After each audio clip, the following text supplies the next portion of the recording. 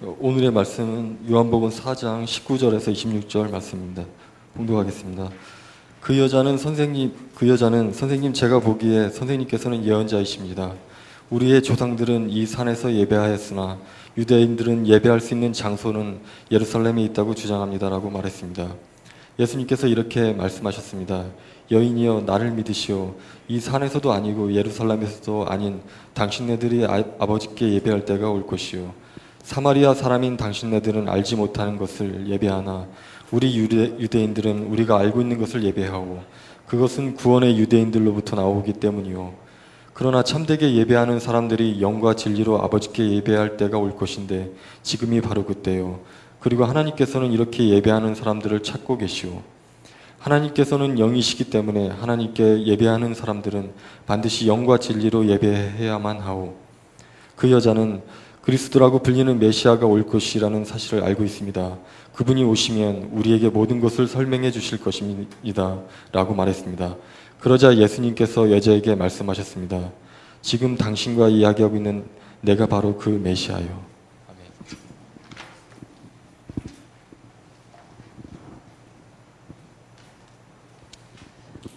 하나님 말씀 시간입니다. 오늘 말씀은 치유선교복지학과 학과장님이신 최준일 교수님께서 말씀을 전하시겠습니다.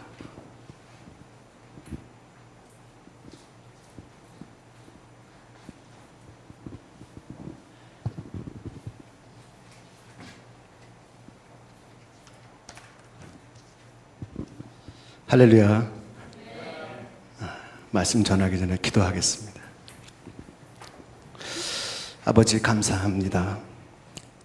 이렇게 귀한 예배를 허락하시고 예배 속에 아름다운 찬양과 간절한 기도와 또한 하나님의 귀한 말씀을 허락하심을 감사합니다. 주님, 미천한 제가, 입술이 어눌한 제가 하나님 말씀을 대언합니다. 차분하게 또 그대로 하나님 말씀을 대언할 수 있도록 도와주옵소서. 성령께서 처음부터 끝까지 하나님의 말씀을 주관해 주옵소서. 듣는 우리 교수님들, 직원선생님들, 또한 우리 학생들 모두가 그 말씀을 하나님 말씀으로 받을 수 있도록 도와주옵소서. 지금 함께 하심을 믿으며 우리 주 예수님의 이름으로 기도드립니다. 아멘. 네. 할렐루야. 네. 말씀을 전하는 것을 전문으로 하지 않는, 가르치는 것을 전문으로 하는 교수가 이 말씀을 전하는 건 상당히 좀 떨립니다. 또 총장님 또 앞에 계셔서 떨립니다. 제 입술이 어눌하지만 잘 들어주시기 바랍니다. 오늘 주제는 참된 예배자입니다. 참된 예배자. 우리가 교회에 나오게 되고 신앙생활 하면서부터 많이 무수한 예배를 드립니다. 수요 예배, 금요 예배, 새벽 예배, 주일 예배, 굉장히 많은 예배를 드리게 되죠. 처음에는 예배가 무엇인지 모르고 드리다가 그러다가 습관처럼 막 드리게 됩니다. 예배가 많아지니까 습관이 되어버리고 그만 습관처럼 그냥 드리게 되고 말죠.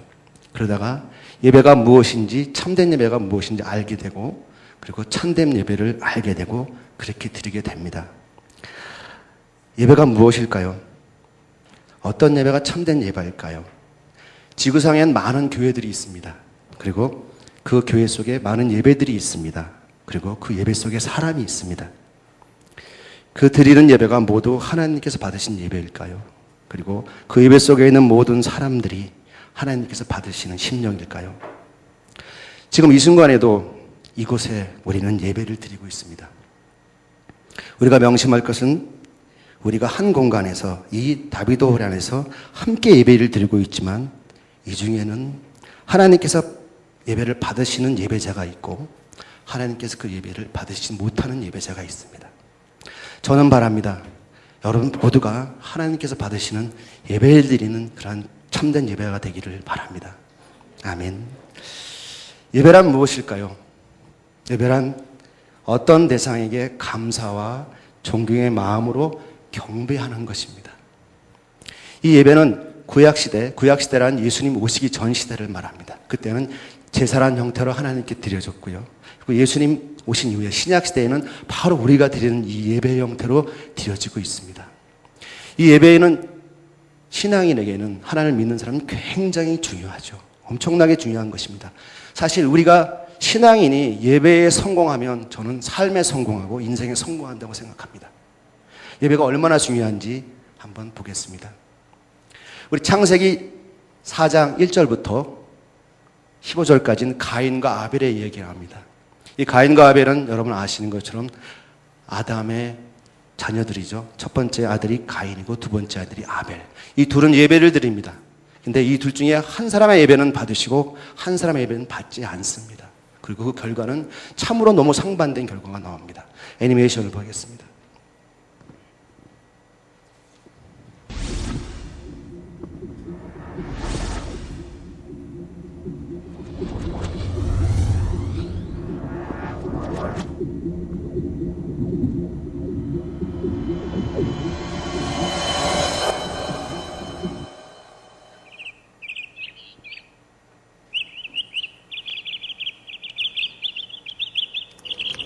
아담, 다행이에요.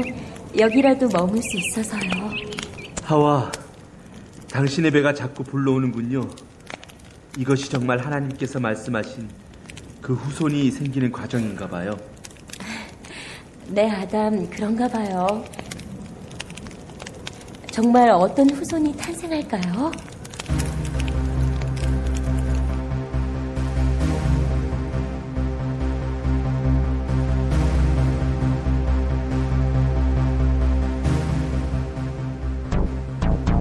에이, 왜 내가 이런 걸 하고 있지? 정말 덥고 짜증나.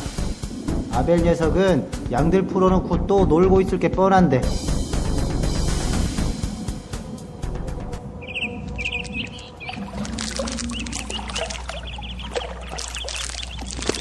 짜잔. 너 여기 있었구나. 형아가 얼마나 찾았다고. 널 하나님께 제물로 바칠 거야. 처음 난 새끼니까. 하나님께서 정말 기뻐하시겠지?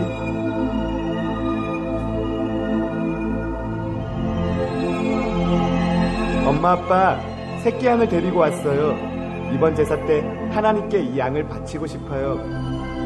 정말이니? 너무 장하구나, 아벨. 정말 장하구나, 아벨. 하나님이 정말 기뻐하시겠죠? 뭐야? 제사 그까짓 게 뭐라고? 형, 오늘은 너무 기쁜 날이야. 하나님께 처음 난 양을 드려서 난 너무 기뻐. 뭐야? 농사도 안 돼서 짜증나는데 조용히 좀 해. 예, 너도 하나님께로 가서 좋겠다. 그치? 이 양을 지켜주신 분도 우리를 지켜주시는 분도 모두 다 하나님이시니 가장 내가 아끼는 걸로 드려야지. 형, 난 가장 아끼던 양의 첫 새끼로 하나님께 드렸어. 내가 가장 아끼던 양이야. 난 그냥. 하나님, 제가 기른 양의 첫 새끼입니다. 하나님께 가장 먼저 제사를 드립니다. 하나님, 들 짐승들로부터 지켜주셔서 감사합니다.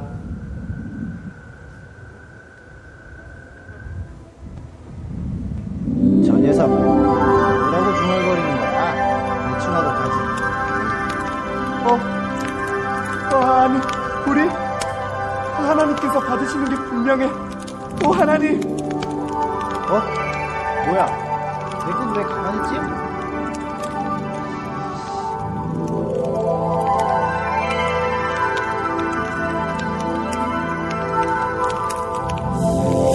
나도 농사 지낸다고 얼마나 힘들었는데. 뭐야?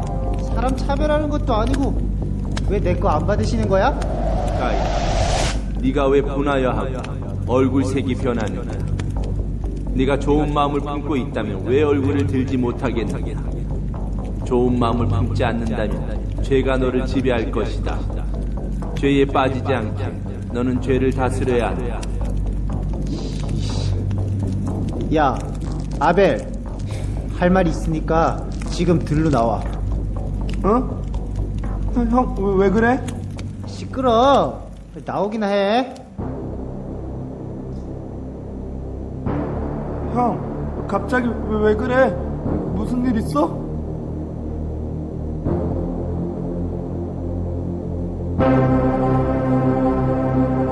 형, 괜찮아? 무슨 일인데 그래? 이게 다, 이 모든 게 다, 너 때문이야!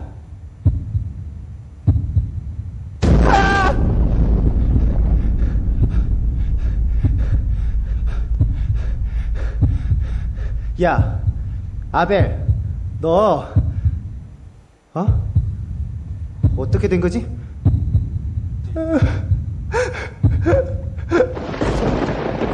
설마, 안 돼!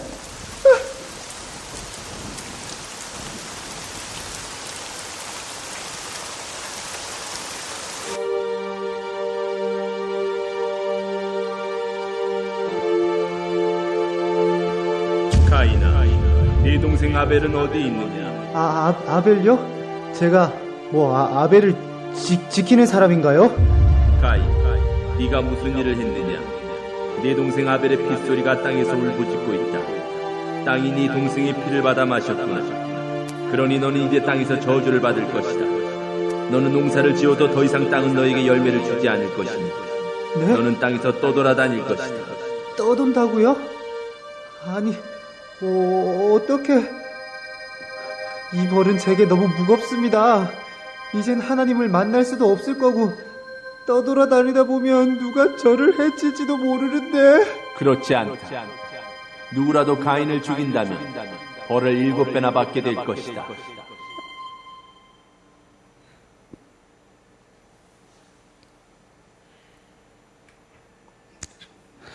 자, 이 내용은 창세기 4장 1절에서 15절까지 나오는 그런 말씀입니다. 예배는 생명과 관계에 있습니다. 예배는 생명과 관계에 있습니다. 예배에 성경할 때 생명을 얻게 되고 예배에 실패할 때 생명을 잃을 수가 있습니다. 하나님께서 받으신 예배를 드린 아벨은 순교자가 됐고 하나님께서 받으시지 않는 예배를 드린 가인은 살인자가 됐습니다. 그래서 예배는 굉장히 중요합니다. 생명과 연관이 있는 이 예배에 대해서 본문에서 예수님께서 말씀하고 계십니다. 참된 예배가 무엇인가? 우리가 예배를 어떻게 드려야 되는가? 다시 예수님께서 분명하게 가르치시는 가르침이 있습니다. 보겠습니다. 먼저 참된 예배는 첫 번째, 오직 하나님께만 예배 드리는 겁니다. 오직 하나님께만. 본문의 이 대화는 사마리아 여인과 예수님과의 대화입니다. 이 사마리아 여인은 사마리아인입니다. 이 사마리아인들은 그때 당시에 팔레스타인 사마리아 지방에 살던 종족이고 신앙의 공동체입니다. 그리고 이들에게는 자신들이 가지고 있는 모세 오경을 소유하고 있었습니다. 그리고 이 사람들은 그림 신산이라는 그러한 산에 성소를 만들어 놓고 하나님께 예배드리는 그러한 종족이었습니다. 그렇지만 이 사마리아인들은 혼혈인이었습니다. BC 722년에 아수르가 북이스라엘을 정복하게 되자 그 정복한 아수르가 강제 이주를 시킵니다. 혼합해서. 그래서 이 지방에 살던 사마리아인들을 유프라테스 강으로 주민을 이주시키고 메소포타미아에 있던 민족들 여기 와서 이 민족을 혼합시켜 버린 것입니다. 그래서 이 사마리아인들은 순수한 이스라엘 혈통을 가지지 못한 혼혈인이었습니다. 뿐만 아니라 이로 인해서 그 메소포타미아에 갔던 이주했던 그 사람들이 갖고 있는 신앙, 그 사람들이 갖고 있는 우상들을 같이 섬기는 그러한 혼합된 종교를 갖고 있는 그러한 사마리아인들입니다. 그 중에는 이제 구다나, 바벨론, 아바, 하맛, 스발, 와임 같은 이러한 우상들을 하나님을 섬기면서 똑같이 우상을 같이 섬기는 그러한 종족이었습니다. 열왕기하 17장 30절에 보면은 기록이 있습니다. 사마리아인들이 그때 섬긴 당시의 기록들이 백성이란 사마리아인들을 말합니다. 백성은 여호와께 예배를 드리면서 자기들의 신도 섬겼습니다. 같이 섬겼다는 얘기죠. 그들은 잡혀오기 전에 살던 나라에서 섬기던 방법대로 자기들 신을 섬겼습니다. 하고 그러니까 사마리아인들은 오직 하나님만 섬긴 게 아니고 우상을 같이 섬겼던 것이죠. 본문에 나온 사마리아 여인, 어떤 주석가는 이런 해석을 합니다. 18절에 5 남편이 나옵니다. 예수님께서 네 남편을 데리고 오라 그럴 때 이야기하면서 예수님께서 너에겐 5 남편이 있다고 말씀하실 때 그 5 남편이 사마리아인들이 섬겼던 5 우상이었다고 하는 주석하는 그러한 사람들도 있습니다. 아무튼 그 당시에 사마리아의 신앙적 상황과 이 사마리아 여인의 그 신앙적 분위기는 거의 비슷했다는 거죠. 한 주인을 섬기지 못하고 주인 없는 마음 둘 것 없는 것, 삶의 목적이 없이 방황하는 것, 그 다음에 위로받을 것이 없는 것, 그리고 외롭고 허무하고 인정받지 못하고 무시당하는 것. 이것이 사마리아 여인의 상황이었고, 그리고 사마리아인들의 상황이었습니다. 이것은 이들이 오직 하나님만 섬기지 못하고 우상과 같이 섬긴 그러한 부분들, 오직 예배를 신실하게 드리지 못한 그러한 분들을 볼 수가 있습니다. 그래서 참된 예배란 오직 하나님만 섬기는 그 예배가 참된 예배입니다. 여러분은 어떠신가요? 오직 예배 드릴 때 하나님만 생각하고 하나님만 예배 드립니까? 여러 우상들을 함께 예배 드리고 있지 않나요? 우상이란 뭡니까? 하나님보다 먼저 하는 것, 하나님보다 먼저 우선하는 것, 그게 우상입니다. 돈이 될 수도 있고요, 명예가 될 수도 있고요, 권력이 될 수도 있고요, 그리고 때로는 가족이 될 수도 있고요. 하나님보다 더 먼저 하는 게 우상입니다. 우리가 예배 드릴 때는 이것들을 다 뒤로 하고 오직 하나님께만 예배 드리는 것이 참된 예배요, 참된 예배자입니다. 다음 둘째로 참된 예배는 본문 23절에 이렇게 말합니다. 그러나 참되게 예배하는 사람들이 영과 진리로 하나님께 예배할 때가 올 것인데 지금이 바로 그때요. 그리고 하나님께서는 이렇게 예배하는 사람들을 찾고 계시오. 참된 예배자는 영과 진리로 하나님께 예배하는 자입니다. 영으로 예배하는 자입니다. 다른 성경에는 신령이라고 표현합니다. 개역개정에는 영으로 이렇게 표현합니다. 여기서 이 영이란 뭐냐면 영, 혼, 몸에서 영은 성령을 말합니다. 성령이란 뭐냐면 하나님의 영을 말합니다. 예수님의 영을 말합니다. 그래서 영으로 예배드린다는 것은 성령의 도움받아 예배드린다는 뜻입니다. 성령의 도움받아 예배드린다는 뜻입니다. 그래서 성령의 도움받으려면 어떻게 하느냐? 예수님을 마음의 구주로 영접하면 되는 겁니다. 내가 예수님을 마음의 구주로 영접할 때 하나님께서 우리 안에 하나님의 영을 주신다고 약속하셨습니다. 요한복음 7장 37절에서 39절에 그 말씀이 나옵니다. 누구든지 목마르거든 내게로 와서 마셔라. 나를 믿는 사람은 성경에 말한 대로 그 배에서 생수의 강이 흘러나올 것이다. 이것은 예수님께서 자기를 믿는 사람들이 장차받을 성령에 대하여 하신 말씀이었습니다. 이 말이 뭐냐면요, 성령을 받으려면 무슨 말이죠? 성령을 받으려면 자기를 믿는 예수님을 믿으면 성령을 받는다는 뜻입니다. 그리고 성령 받으면 바로 생수의 강이 그 배에서 넘쳐 흐른다는 것입니다. 사마리아 여인은 예수님께서 사마리아에게 우물을 달라고 그러죠. 그 우물은 마시고 마셔도 목마른 물입니다. 예수님께서는 사마리아 여인에 말합니다. 생명의 술을 나에게 준다. 영원히 목마르지 않는 그 물을 주겠다. 그 물의 비밀은 바로 성령에 있는 것입니다.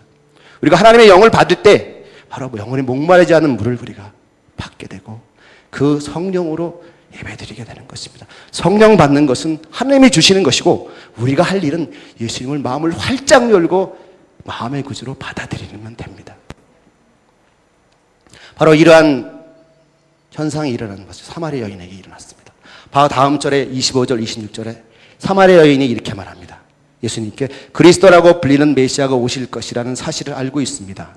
그분이 오시면 우리에게 모든 것을 설명해 주실 것입니다 라고 말했습니다. 그러자 예수님께서 그 여인에게 말합니다.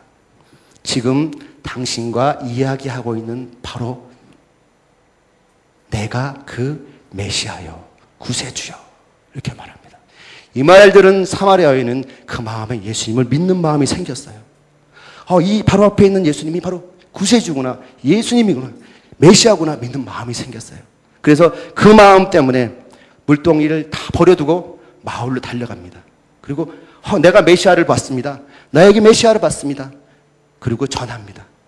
그리고 이 말을 들은 마을 사람들은 그 여인의 말 따라 예수님을 오게 되고, 예수님은 그 마을 사람들에게 말씀을 전하게 되고, 그 말을 들은 이 마을 사람들은 예수님을 세상의 구세주라고 고백하는 역사가 일어납니다.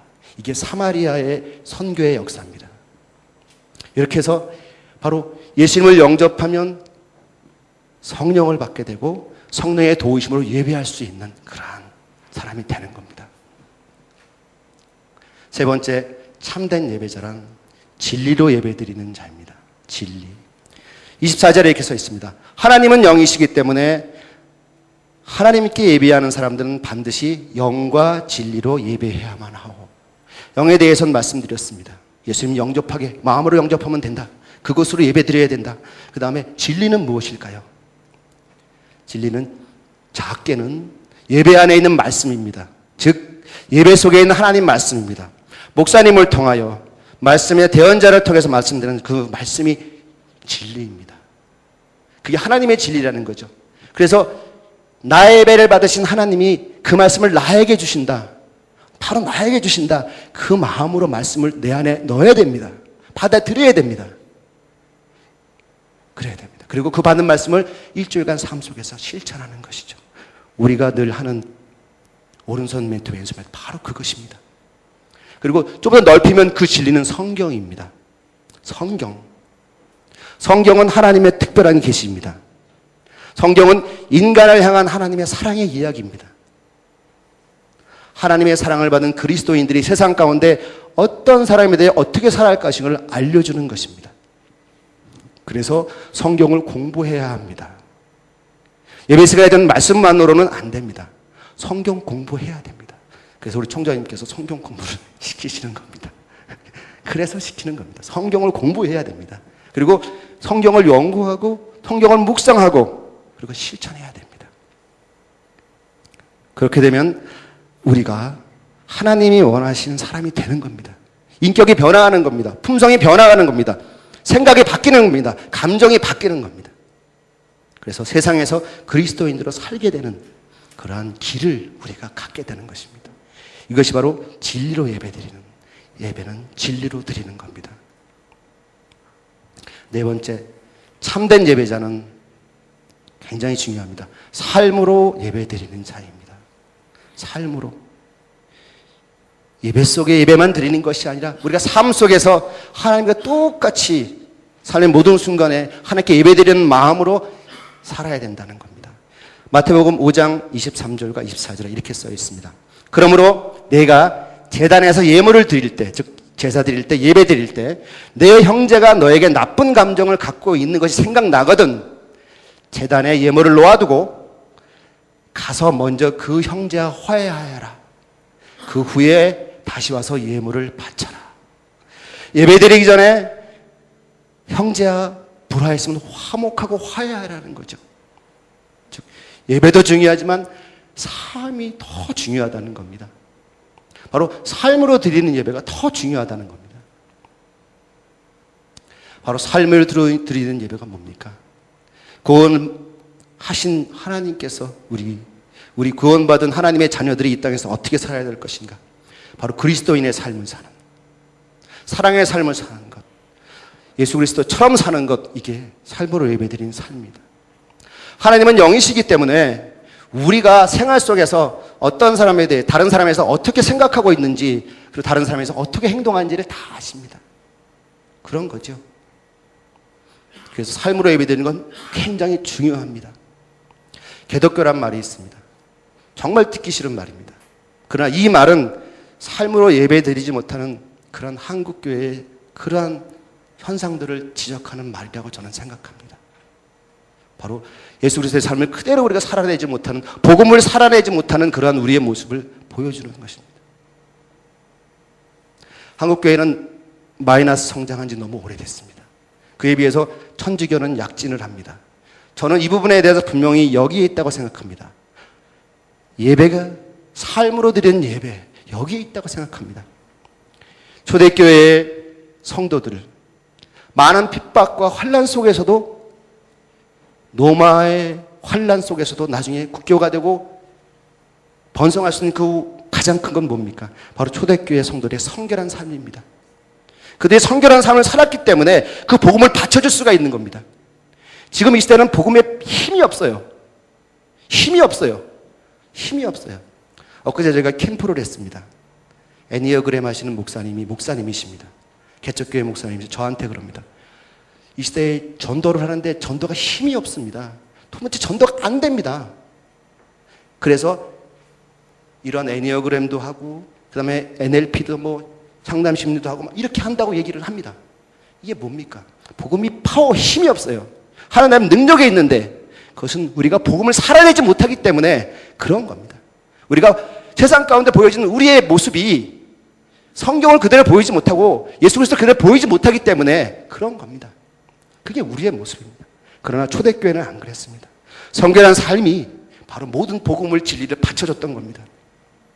이번에 저희가 아프리카 케냐에 단기 선교를 갔습니다. 케냐에 멀리 갔죠. 제가 가보니까 케냐가 그 종교 비율을 제가 봤습니다. 개신교가 45%입니다. 천주교가 33%입니다. 그러니까 80%가 성경을 믿고 있고 예수 그리스도를 믿고 있는 민족. 하지만 저는 마음에 의문이 생겼습니다. 케냐에 가보니까 거기에 3대 빈민 지역인 키베라 60만의 빈민들이 있습니다. 그럼에도 불구하고 이 60만에 대해서 이 정부나 아무런 조치를 취하지 않습니다. 80%의 복음화됐는데 우리는 20%도 안 됩니다. 20% 안 되는 우리나라는 한국 동란 이후에 엄청난 축복을 받았다고 이야기하고 실제로 받았지요. 그리고 우리는 아직도 양적인 성장을 추구합니다. 더 교회가 성장하기 위해서. 그런데 여기는 80%예요. 우리보다 4배가 되는 거예요. 삶의 모습이나 신앙의 모습이나 아닌 거예요. 그리고 우리가 선교할 때 예수를 믿는 사람 손 드세요 그러면 많이 듭니다. 80%니까. 삶의 모습 아닙니다. 우리보다 훨씬. 무엇일까요? 무엇이 잘못된 것일까요? 바로 명목상 그리스도인입니다. 명목상 그리스도인. 교회 와서 예배를 드리고 찬양을 드리고 하지만 뜨겁습니다. 아프리카 찬양 얼마나 뜨거운데요. 은혜로 와요. 잔치인지 예배인지 잘 모릅니다. 정말로.